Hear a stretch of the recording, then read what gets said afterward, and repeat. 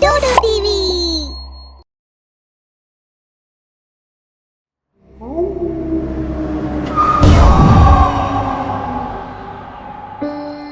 రాకేష్ యొక్క మీటింగ్ పూర్తయింది. అతను బిల్డింగ్ నుంచి దూరంగా వచ్చి టాక్సీ కోసం ఎదురు చూస్తూ ఉన్నాడు. అప్పుడే అతని భార్య ఫోన్ చేసింది. ఆశ, నేను టాక్సీ కోసమే వెయిట్ చేస్తున్నా. ఈ బిల్డింగ్ ఎంత దూరంగా ఉందంటే ఇక్కడ అసలు టాక్సీ ఏం దొరకట్లేదు. టాక్సీ కానీ ఆటో కానీ దొరకగానే నేను నీకు కాల్ చేస్తాను. ఓహో, ఎంతసేపు అయింది, ఒక్కటి కూడా దొరకట్లేదు. ఇంత నిర్మానుష్యమైన రోడ్డు. ఇక్కడి వాళ్ళు రాత్రిపూట ఎలా వస్తూ పోతూ ఉంటారో. చాలాసేపటి తర్వాత రాకేష్ ఒక ఆటో వస్తూ ఉండడం చూశాడు. కానీ ఎప్పుడైతే తను దాన్ని ఆపాలని చెయ్యెత్తాడో, ఆగు ఆగు, ఆటో అతని ముందు నుండి వేగంగా వెళ్ళిపోయింది. ఏం మనుషులండి బాబు. కొద్దిసేపటి తర్వాత అతనికి ఒక టాక్సీ వస్తూ కనపడింది. రాకేష్ మళ్ళీ చెయ్యెత్తి దాన్ని ఆపడానికి ప్రయత్నించాడు. ఆగండి ఆగండి ప్లీజ్. ఇవాళ నేను ఎలా ఇంటికి వెళ్ళాలో అర్థం కావట్లా. ఇక్కడేమో ఒక్క మనిషి లేడు, వచ్చేవాళ్ళు బండి ఆపట్లేదు. రాకేష్కి బాగా చికాకు కలుగుతోంది. ఇక తను అలా చాలాసేపు ఎదురు చూస్తుండడం వల్ల ఆశాకి ఫోన్ చేశాడు. కానీ ఫోన్ కలవలేదు. కొద్దిసేపటికి అతనికి ఒక బస్ వస్తూ కనబడింది. రాకేష్ కొద్దిగా సంతోషించాడు. ఈ బస్సు ఆపితే బావుండు, ప్రయత్నించి చూస్తాను. ఈసారి తను చెయ్యెత్తి గట్టిగా అరుస్తాడు. ఆపండి ఆపండి, బస్సు ఆపండి. బస్సు చాలా వేగంగా అతని ముందు నుండి వెళ్ళిపోయింది. అతను కొంచెం భయపడ్డాడు. గట్టిగా అరుస్తూ చెప్పాడు, అరే అంత వేగంగా వెళ్తున్నావేంటి, చంపేస్తావేంటి? కొద్ది దూరం వెళ్ళి బస్సు ఆగింది. దాంతో రాకేష్ వెళ్ళి బస్సు ఎక్కాడు. రాకేష్ బస్సులోకి చూస్తే బస్సులో ఎక్కువ మంది లేరు. పైగా ఎవరూ ఒకరితో ఒకరు మాట్లాడడం లేదు. అందరూ ప్రశాంతంగా కూర్చుని ఉన్నారు. బస్సు మళ్ళీ చాలా వేగంగా వెళ్ళసాగింది. రాకేష్ డ్రైవర్తో చెబుతాడు, ఏమండి డ్రైవర్ గారు, బస్సు ఏమైనా గాల్లో ఎగరాలా? కొంచెం నిదానంగా వెళ్ళండి. డ్రైవర్ ఏం జవాబు చెప్పలేదు. వింతగా ఉన్నాడే డ్రైవర్, ఏం జవాబు చెప్పట్లేదు. రాకేష్ కండక్టర్తో చెబుతాడు, బస్ క్లాక్ టవర్ వెళ్తుంది కదా. కండక్టర్ కేవలం తలాడిస్తాడు, అంటే అవును అన్నట్లు. సరే, నాకు క్లాక్ టవర్కి ఒక టికెట్ ఇవ్వండి. కండక్టర్ రాకేష్కి టికెట్ ఇస్తాడు. రాకేష్ మనసులో అనుకుంటాడు, సిటీ బయట ఇంత చలిగా ఉంటుందా. అతను చేతులు కట్టుకొని కూర్చుని పాటలు పాడుకోసాగాడు.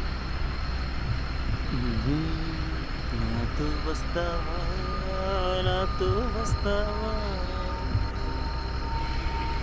బస్సు స్పీడు ఇంతకు ముందు కంటే కూడా పెరిగింది. రాకేష్ మళ్ళీ డ్రైవర్తో చెప్పాడు, డ్రైవర్ అన్నా విను, కొంచెం నిదానంగా వెళ్ళయ్యా. మళ్ళీ జవాబు లేదు. అరే నువ్వేం మాట్లాడవేంటి, జవాబు చెప్పడానికి ఏంటి ప్రాబ్లం? ఈసారి కూడా జవాబు రాకపోవడంతో రాకేష్ తన వెనక ఉన్న వ్యక్తితో మాట్లాడడానికి ప్రయత్నించాడు. ఆ వ్యక్తి కిటికీలో నుంచి బయటికి చూస్తున్నాడు. ఏమండి మాస్టారు, మీరు ఎక్కడి దాకా వెళ్ళాలి? ఈ డ్రైవర్ చూడండి చాలా వేగంగా వెళ్తున్నాడు, మీరు కూడా చెప్పండి. ఆ వ్యక్తి బయటకు చూస్తూనే ఉన్నాడు, ఏం జవాబు చెప్పలేదు. రాకేష్ మళ్ళీ ఆలోచించసాగాడు. ఓరి దేవుడా, ఇలా ఇరుక్కుపోయానేంటి? ఏంటి వాళ్ళు అంతా వింత మనుషులు కనబడుతున్నారు? ఎలాగోలా తొందరగా ఇల్లు చేరిపోతే చాలు. రాకేష్ వెనక్కి తిరిగి చూశాడు. అందరూ ప్రశాంతంగా ఉన్నారు. ఎవరు ఎవరితో మాట్లాడటమే లేదు. అందరూ దూరం దూరంగా కూర్చొని ఉన్నారు. ఒక ముసలాయన పుస్తకం చదువుకుంటున్నాడు. ఇంకొక పెద్ద ఆమె తల మీద చేయి పెట్టుకొని కూర్చొని ఉంది. అందరికంటే చివరగా కూర్చున్న వ్యక్తి ఒక వింత వస్తువుని తింటూ కనిపించాడు. కండక్టర్ వెనక్కి వెళ్ళి ఒక్కడే నవ్వుకుంటూ ఉన్నాడు.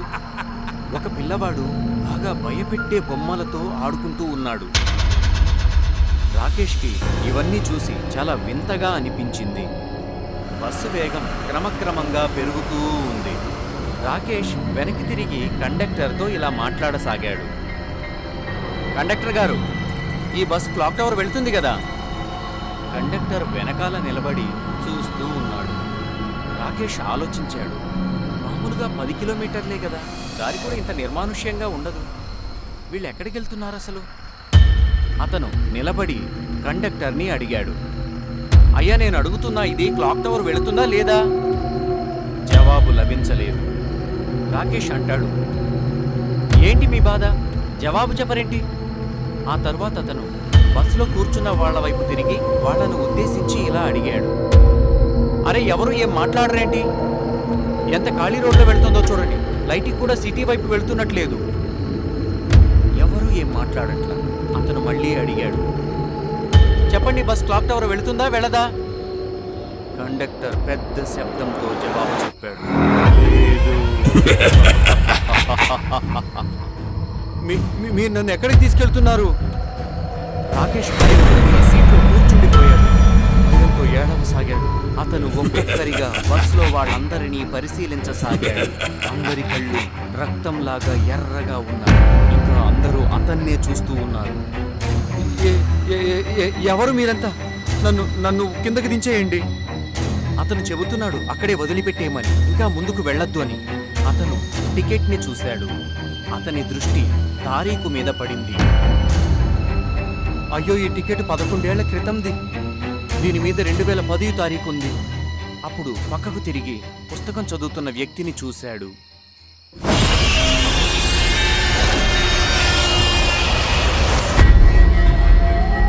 అతను చాలా భయపడిపోయాడు.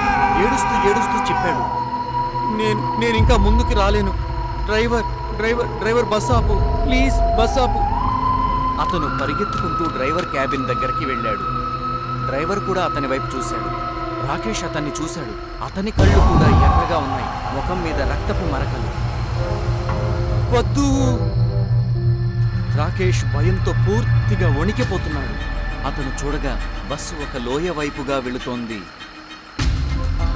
అయ్యో అయ్యో, ఈ బస్సు లోయ వైపు వెళ్తోంది. అయ్యో, ఏదైనా చేయండి ప్లీజ్. ఏమండి, ప్లీజ్ దండం పెడతాను, ప్లీజ్ నన్ను కాపాడండి. రాకేష్ అరుస్తూనే ఉన్నాడు, బస్సుని ఆపండి ఆపండి అంటూ. బస్సు ఆగడం లేదు, వేగంగా వెళుతోంది. దాంతో రాకేష్ డోర్ దగ్గరికి వచ్చి ఒక్కసారిగా దూకేశాడు. కింద పడడంతోటే అతడు స్పృహ కోల్పోయాడు. అతను ఎప్పుడైతే కళ్ళు తెరిచాడో తన ఎదురుగా ఒక పెద్దాయన నిలబడి ఉండడం చూశాడు. నాయనా, బానే ఉన్నావా? ఈ దెబ్బలు ఎలా తగిలాయి నీకు? అంకుల్, నేను నిన్న రాత్రి ఒక బస్సులో ఉన్నాను, కానీ అది...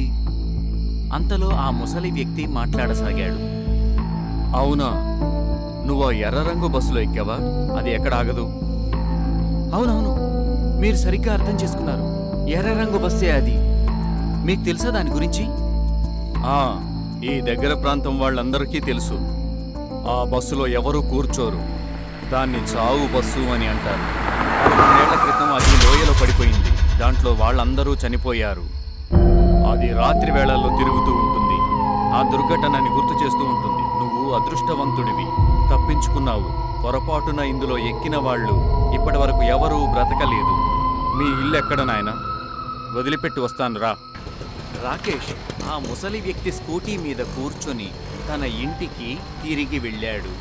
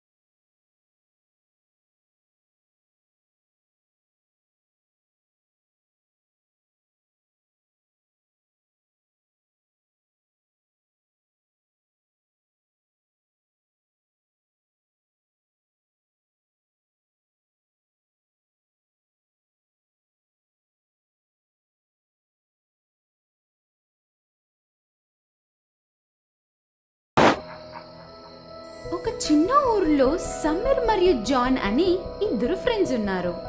సమీర్ చాలా టాల్ గా సూపర్ పర్సనాలిటీ, 6 ఫీట్ ఉంటాడు. కానీ జాన్ పొట్టిగా ఉంటాడు. ఇద్దరి జోడి చాలా బాగుంటది. ఇద్దరు నడుచుకుని వెళ్తుంటే ఫన్నీగా ఉంటది. జాన్ కి పెళ్ళై ఉంటది. తన వైఫ్ అలీనా ఒక కంపెనీకి కంటెంట్ రైటర్ గా వర్క్ చేస్తుంటది. గోస్ట్ ఎన్కౌంటర్ అనే టాపిక్ మీద స్టోరీ రాయడానికి దొరుకుతుంది. అలీజాకి దీని మీద అంత నాలెడ్జ్ ఉండదు. అందుకు తను జాన్ ని అడుగుతుంది. I will help you in this. Sameer ఈ విషయంలో నీకు సహాయం చేస్తాడు.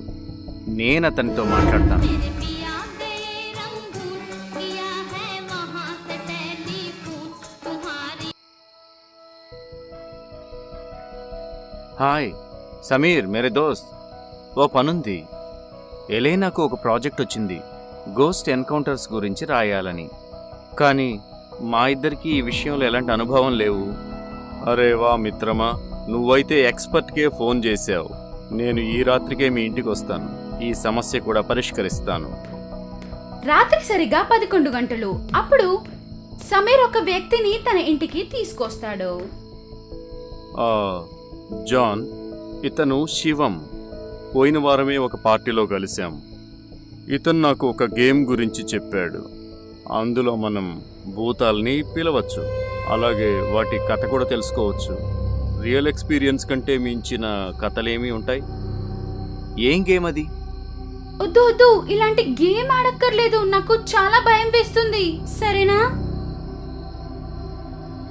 అరే, ఇందులో భయపడ్డానికి ఏముంది? మేమంతా ఉన్నాం కదా ఇక్కడ. మరి కథ కోసం ఏదో ఒకటి చెయ్యాలి కదా.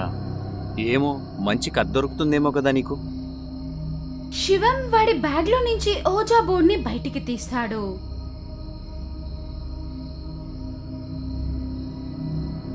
ఇది ఉయిజా బోర్డ్. దీని సహాయంతో మనం మన దగ్గరలో ఉండే ఆత్మలతో మాట్లాడొచ్చు. ఇందులో ఏ నుండి జెడ్ వరకు లెటర్లు, ఎస్ ఇంకా నో ఆప్షన్స్ ఉన్నాయి. మనం 2 విషయాలు గుర్తుపెట్టుకోవాలి. ఏంటది? ఏ 2 మాటలవి? మొదటిది, మనం ఏ ఆత్మని కూడా అవమానించకూడదు. ఇక రెండవది, గుడ్ బై మీద బ్లాంక్ చెక్ పెట్టకుండా గేమ్ కంప్లీట్ చేయకూడదు. దాంతో ఆ దెయ్యాలు వెనక్కి వెళ్ళవు. ఆహా, గుడ్ బై కూడా చెబుదాం. వీలైతే టిఫిన్లు కూడా పెట్టి పంపిద్దాం ఆత్మలకి. సరే, అయితే మొదలు పెడదాం. ఇప్పుడు కాదు, ఖచ్చితంగా 3:30కి మొదలు పెడదాం. ఆత్మలు వచ్చే సమయం అదే. దెయ్యాలన్నీ అప్పుడే బయటికి వస్తాయి. వాటితో మాట్లాడడానికి సరైన సమయం అదే. అప్పుడు టైం సరిగ్గా 6 గంటలు 15 నిమిషాలు అయి ఉంటది. అప్పుడు నలుగురు ఒక టేబుల్ చుట్టూ రౌండ్ గా కూర్చొని మధ్యలో ఒక ఓజా బోర్డు పెడతారు. క్యాండిల్ లైట్ మాత్రం ఉంది. శివం ఓజా బోర్డు మీద ప్లాన్ చెట్ పెడతాడు. చూడండి, అందరూ మీ యొక్క 2 వేళ్లని ప్లాంక్ చెట్ మీద పెట్టండి. అందరూ వాళ్ళ వేళ్లని ప్లాన్చెట్ మీద పెడతారు. శివం ప్లాన్చెట్ ని మూవ్ చేయడం ప్రారంభిస్తాడు. ఈ పరిసరాల్లో ఏవైనా ఆత్మలు ఉంటే జవాబు ఇవ్వండి. మేము మీతో మాట్లాడాలి. జవాబు ఇవ్వండి, జవాబు ఇవ్వండి. ఎవరైనా ఉన్నారా? జాన్ నవ్వడానికి ప్రారంభించాడు. చూస్తుంటే ఇక్కడ నలుగురిని చూసి దెయ్యం భయపడినట్టుంది. బాగా ఇంట్రోవర్ట్ ఆత్మలా ఉంది.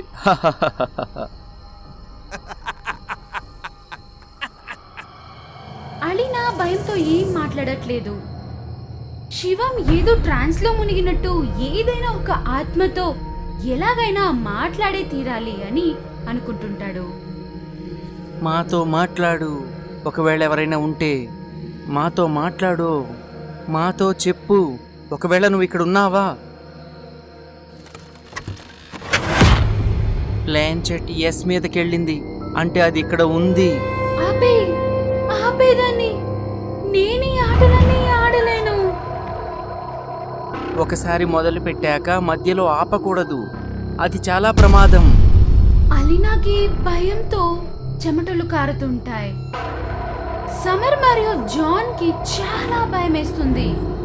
జాన్ మాట్లాడడానికి ప్రారంభిస్తాడు. నువ్వు ఒక ఫ్రెండ్లీ ఆత్మవేనా? నో అని వచ్చింది. దానికి అర్థం ఇది చాలా భయంకర భయంకరమైన ఆత్మ అని. అందరూ చాలా భయపడుతున్నారు. ప్లాన్సెట్ చాలా ఫాస్ట్ గా బోర్డు మీద మూవ్ అవుతుంది. ZO అని పదే పదే వెళ్ళి వస్తుంది.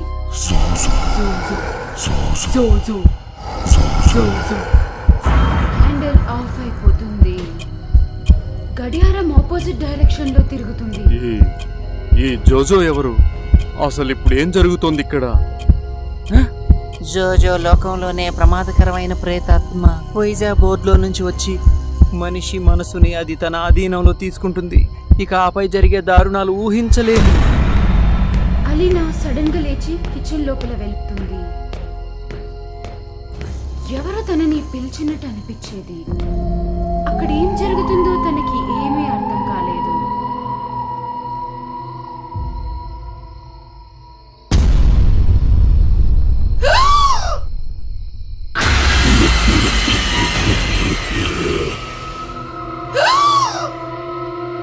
అయ్యో, ఇదేనా జోజో? ఇంత భయంకరంగా ఉందేంటి? దీనికి చాలా శక్తులు ఉన్నట్టున్నాయి. అలీనా భయం కోపంగా మారింది. తర్వాత తను కత్తి తీసుకుని వెళ్ళి సమీర్ని గుచ్చి చంపేస్తుంది. తర్వాత తను గట్టిగా నవ్వుతుంది. సమీర్ కింద పడిపోతాడు. తర్వాత తను శివం దగ్గరికి వెళ్తుంది. జాన్ ఓజా బోర్డ్ని తీసుకొని అక్కడి నుంచి పరిగెడతాడు.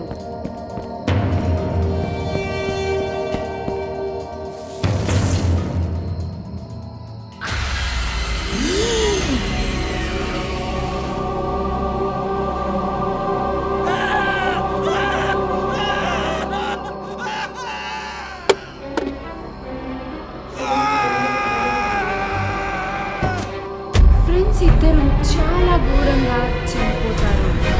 కానీ ఇంకొకడెక్కడా?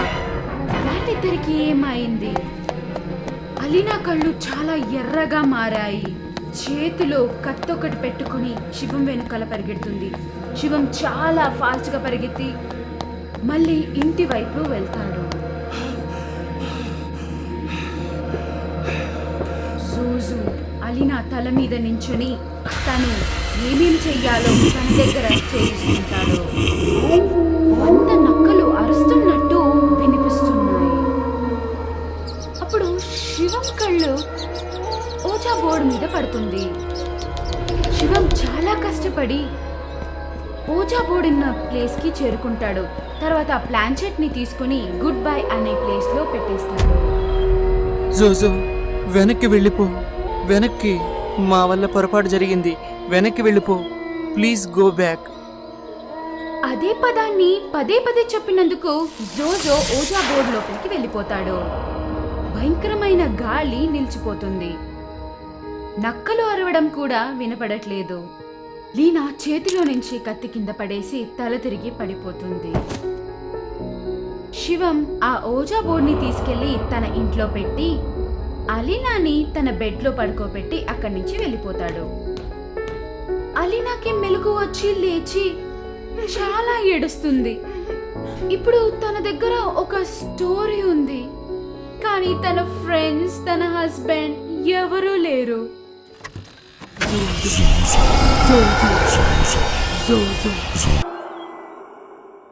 చందిగర్ అనే ఊర్లో ఆకాష్, అమర్, రీనా, ప్రాచి అనే 4 ఫ్రెండ్స్ ఉన్నారు.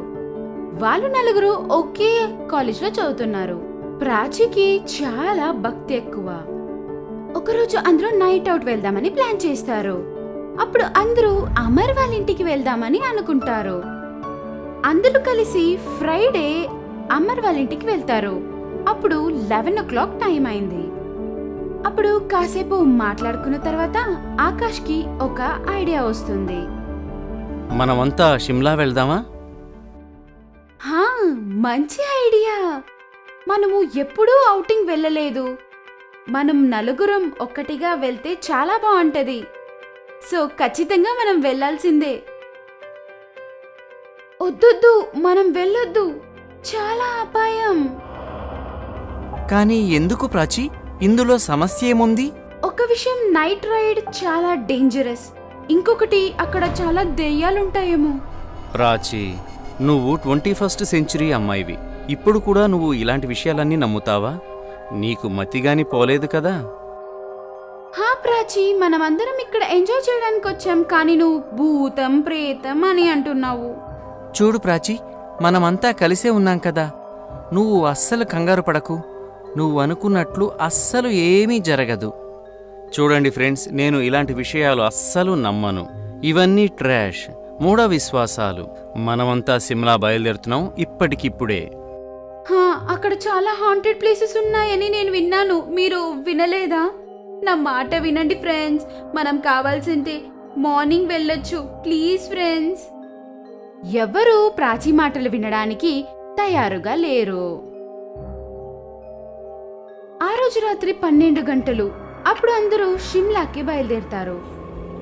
అందరూ చాలా టైర్డ్ అయింటారు, అందుకే వాళ్ళు టీ తాగుదామని ఒక ప్లేస్ లో దిగుతారు. టీ తాగి బయలుదేరుతారు. రీనా ఇలా అంటారు, మనమందరం అంత్యాక్షరి ఆడుదామా? టైం ఎలా పాస్ అవుతుందో కూడా తెలీదు. త్వరగా మనం షిమ్లా కూడా రీచ్ అవ్వచ్చు. ఏంటి, మీరు ఆడడానికి రెడీనా? హహహహ. సమయం గడవాలంటే ఏదోటి చెయ్యాలి.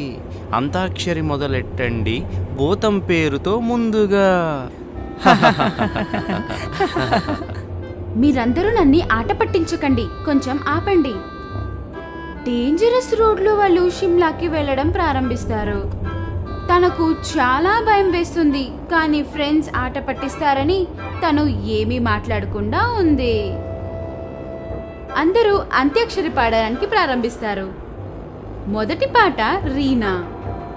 నా పేరు చున్ చున్ చున్ బాబా చున్ చున్ చున్, రాత్రి చంద్రుడు నువ్వు నేను, hello mister how do you do.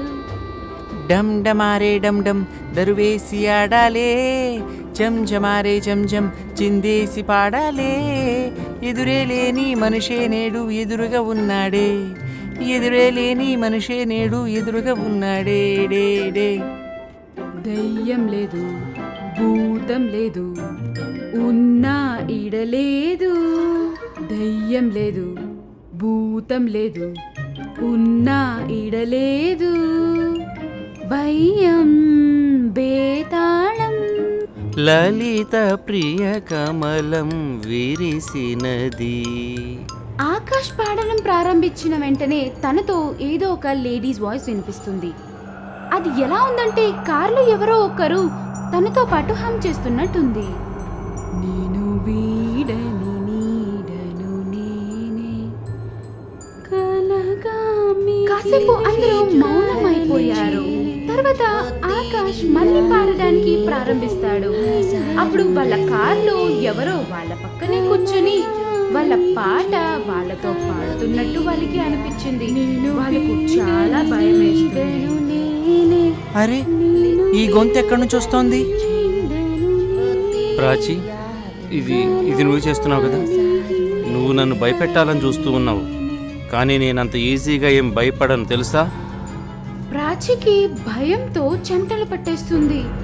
ఏ లేదురా, నేను అలా చెయ్యట్లేదు. నేనెందుకు అలా చేస్తాను? నన్ను నమ్మురా. నాకు చాలా భయం వేస్తుంది. ఆకాష్, నువ్వు మళ్ళీ పాడు.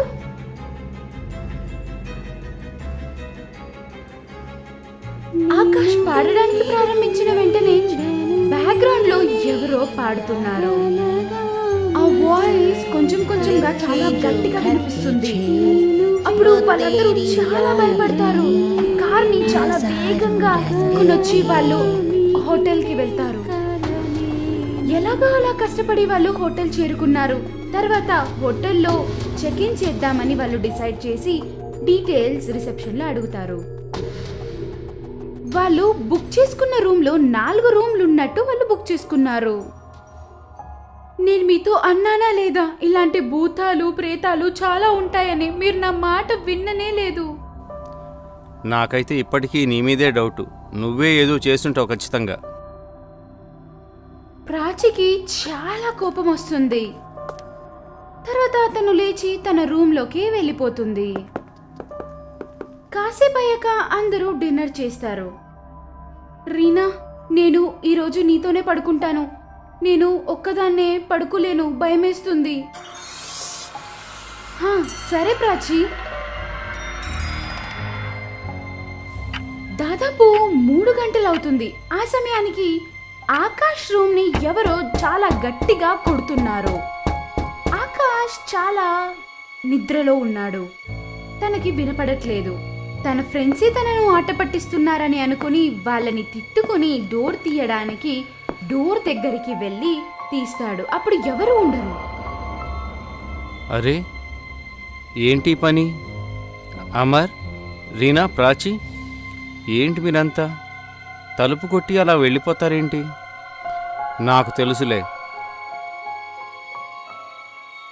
కానీ అక్కడ ఎవరి సౌండ్ వినపడలేదు. ఇంకోసారి ఎవరైనా వచ్చి తడితే నేను మళ్ళా తీయను అని తిట్టుకుంటూ డోర్ని క్లోజ్ చేస్తాడు. తర్వాత వెళ్ళి తన బెడ్ మీద పడుకుంటాడు. అప్పుడు సడన్ గా ఆ అమ్మాయి పాడుతున్నది వినిపిస్తుంది. నేను వీడని నీడను నేనే, కలగా మిగిలే కలనేనే. లేదు లేదు, అలా ఏం అవ్వదు. నేనే ఏదో కలగనుంటానులే. ఆ పాట తనకు మళ్ళీ మళ్ళీ వినిపిస్తుంది. అప్పుడు ఇదేదో దయ్యం పని అని వాడికి బాగా అర్థమవుతుంది. వాడి రూమ్ లో వాడితో వేరే ఎవరో ఉన్నారు అని అర్థం చేసుకుంటాడు. తను వాళ్ళ ఫ్రెండ్స్ ని పిలవడానికి ట్రై చేస్తాడు, కానీ వాళ్ళని పిలవలేకపోతాడు. అప్పుడు వాళ్ళ కళ్ళ ముందు ఒక దయ్యం వచ్చి నిల్చుంటుంది. అది వాడితో ఇలా అంటుంది.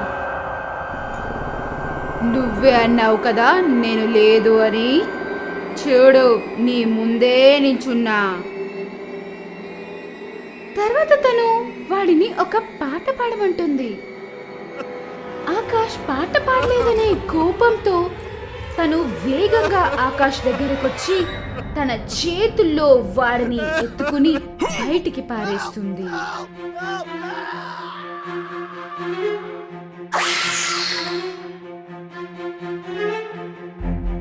ఆకాష్ తలుపులు తెరవడానికి ట్రై చేస్తాడు, కానీ తన వల్ల అది అవ్వదు.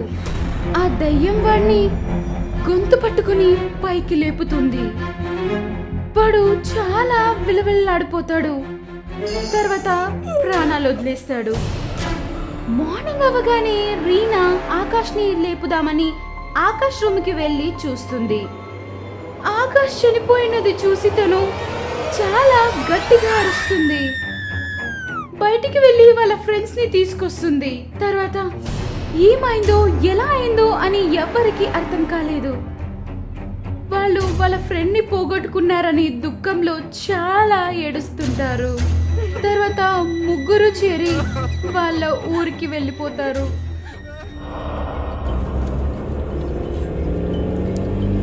రాత్రి అయిన వెంటనే అమర్కి చాలా ఫీవర్ వస్తుంది. వామిటింగ్స్ కూడా అవుతుంటాయి. చాలా కష్టపడుతుంటాడు. ప్రాచి అమర్కి కాల్ చేస్తుంది. అప్పుడు తనకి అర్థమవుతుంది ఇదేదో చెడ్డ ఆత్మద పని అని. ప్రాచి రీనాకి కాల్ చేస్తుంది. అప్పుడు రీనా తను బాగున్నట్టు చెప్తుంది, కానీ తనకు చాలా భయం వేస్తుందని చెప్తుంది. అప్పుడు వాళ్ళిద్దరు డిసైడ్ చేసి అమర్ వాళ్ళకి ఇంటికి వస్తారు. త్వరగా అమర్ వాళ్ళ ఇంటికి వచ్చి చేరుకుంటారు. అమర్ బ్లూ కలర్ లో మారుంటారు. వాడిని చూసిన వెంటనే వీళ్ళు భయపడ్డారు. నేను మీకు చాలా సార్లు చెప్పాను, కానీ మీరు నా మాట వినలేదు. చూడండి, ఆకాష్ కూడా మమ్మల్ని వదిలి వెళ్ళిపోయాడు. మీరిద్దరూ ఈ ఉంగరం వేసుకోండి. అమ్మ మన నలుగురి కోసం దేవస్థానం నుంచి తెప్పించింది. ఇది బాబా రింగ్.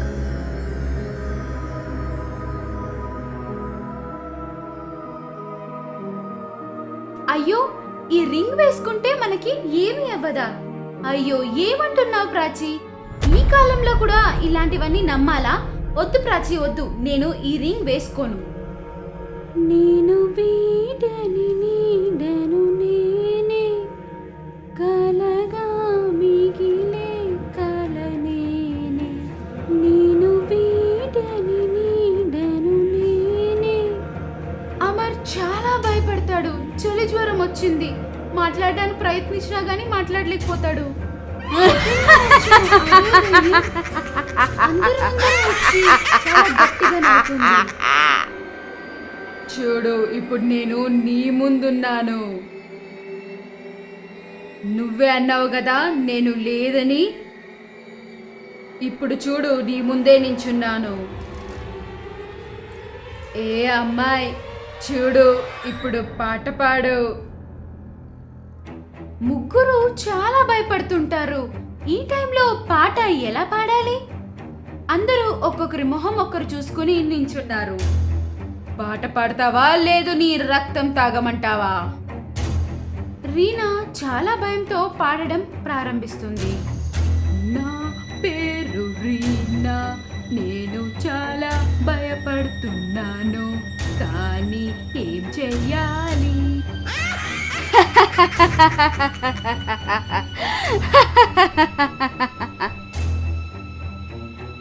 పాడు. ఏంటిది, నీ వాయిస్ ఇంత చండాలంగా ఉంది? తను భయంకరంగా నవ్వడానికి ప్రారంభిస్తుంది. అలా చెప్పి తన శక్తి ఉపయోగించి రీనాని పైకెత్తి చాలా దూరం పడేస్తుంది. రీనా పైకి కిందకి అని పడి లేస్తుంది. మంచి సమయం చూసి బాబా రింగ్ ని ప్రాచి అమర్కి వేస్తుంది. అంతలోపే ఆ దయ్యం రీనాని పైకి కిందకి అని ఒక 10 సార్లు వేస్తుంది. రీనా రక్తం చాలా పోతుంది. తను ఇంకాసేపలో చనిపోతుందేమో అనుకున్నారు. ఆ దయ్యం అమర్ని చంపాలని తన దగ్గరికి వెళ్ళేటప్పుడు ప్రాచి అదే రింగ్ ని రీనా కూడా వేస్తుంది. తను తన శక్తి ఉపయోగించి ముగ్గురిని చంపాలని చూస్తుంది, కానీ అది వాళ్ళని ఏమీ చేయలేకపోయింది. తనకి చాలా కోపం వస్తుంది.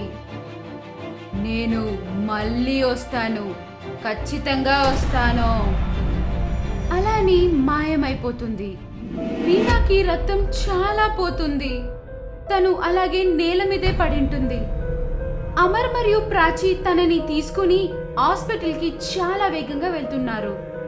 కాసేపయ్యాక తనకి మెలకు వస్తుంది. అమర్ మరియు రియా ప్రాచి దగ్గర క్షమాపణలు అడుగుతారు. తర్వాత ప్రాచి ప్రేమతో వాళ్ళిద్దరిని హగ్ చేసుకుంటుంది. తర్వాత వాళ్ళకి అదే వాయిస్ వినిపిస్తుంది.